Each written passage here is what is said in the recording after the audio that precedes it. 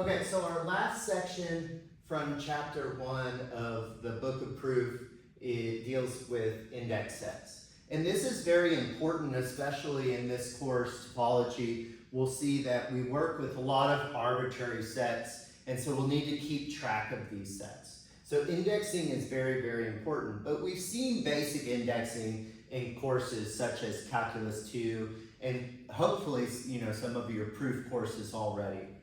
But sometimes we deal with lots of sets, and it's convenient to keep track of them using an indexing. And this involves subscripts.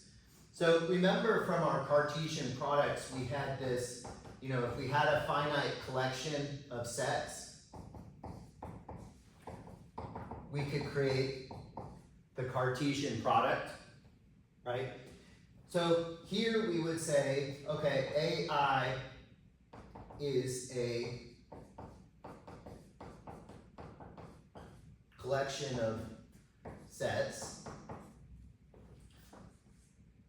and I'll put it in braces because it's a collection, right? So it's a set of sets where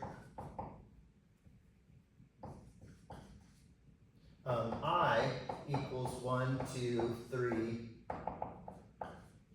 all the way to n here.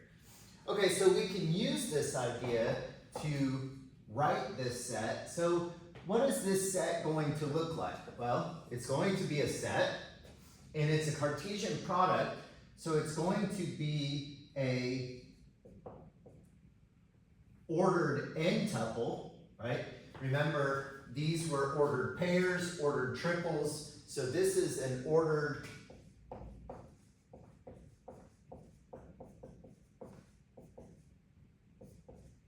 n-tuple, and I can write this as follows, where AI is in the appropriate capital AI. So, for example, A1 would come from the set A1, right? Because it's in my first slot, so it's coming from my first set.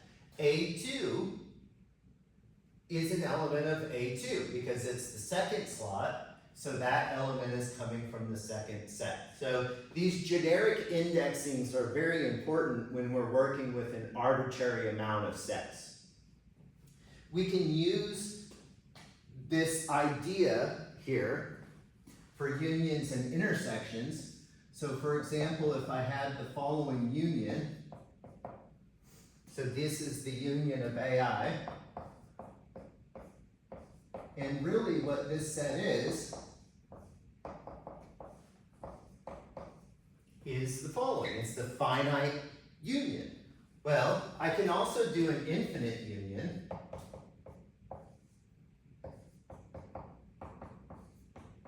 If I wanted to.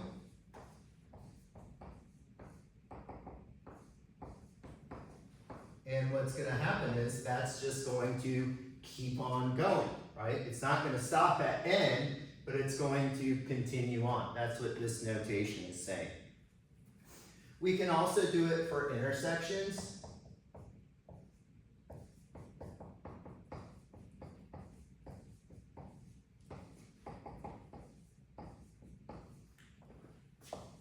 Finite intersections and infinite intersections.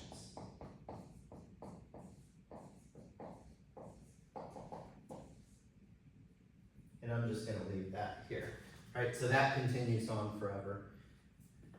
Now, how would we generically represent each one of these sets here? So let's look at the first set.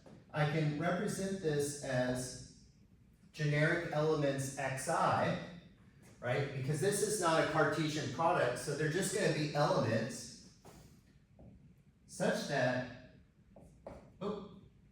not xi, x such that x is in some AI for at least one AI here, right? So to remember, to be in the union, I need to be in this, or this, or this. And remember that we use our special or, meaning we can do it with both. Right? That's the idea of exclusive or versus inclusive or, and the author briefly talks about that back in our section 1.5 here. So it can be in this, or this, or this, all the way up to or this, or it can be in any number of them. So it just has to be in at least one of these. And then same thing here.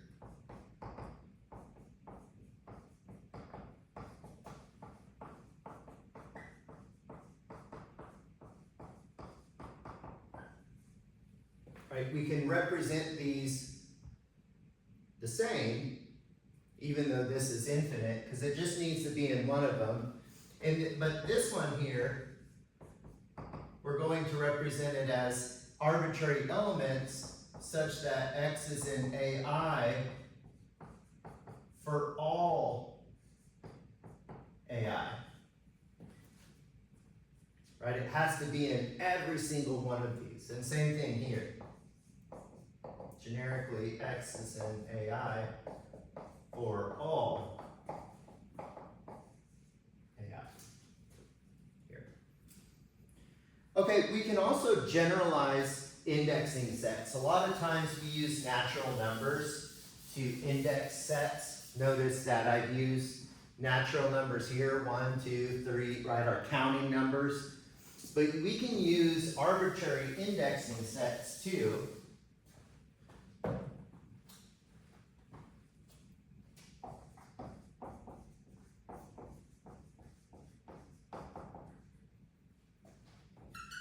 So we can generalize our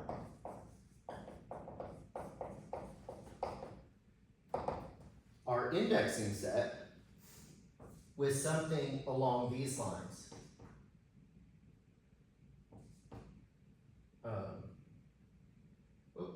Alpha is in I of A alpha, or the intersection alpha is in I for some A alpha. So what happens is A alpha is a collection of sets, and alpha is part of some generic indexing set.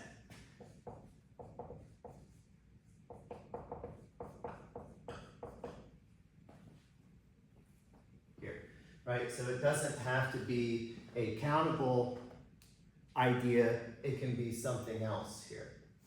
Okay, and if we wanted to represent this set here, this would be our generic elements x, such that x is in A alpha for at least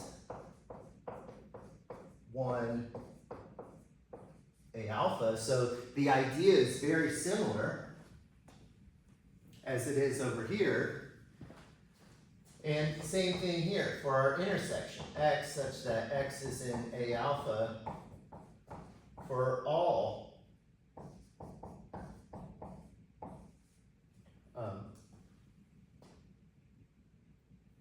A alphas. Here. Okay, and what happens is we can create unions and stuff like that. So for example, I can create, if I have a set A, so a generic set A, then I can create a set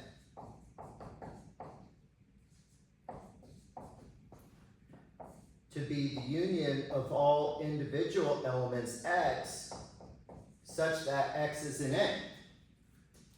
Right? This is a set, and now my indexing set is my set A, and how I'm choosing these is going to be my elements of my set A, right? So this is kind of a bit different idea than what we would do, you know, for example, in a Calculus 2 course, where our indexing, we kind of first looked at summations and sequences and things of that nature, and we always use counting numbers to index those, right? Because it's very natural. But now we're going to move to this world where we're working with more arbitrary sets. So we'll have setups like this and like this where they're a bit different. So we're going to have to kind of stop and pause sometimes and think about what that set really represents, okay? And this section will give you an idea of how to kind of deal with indexing.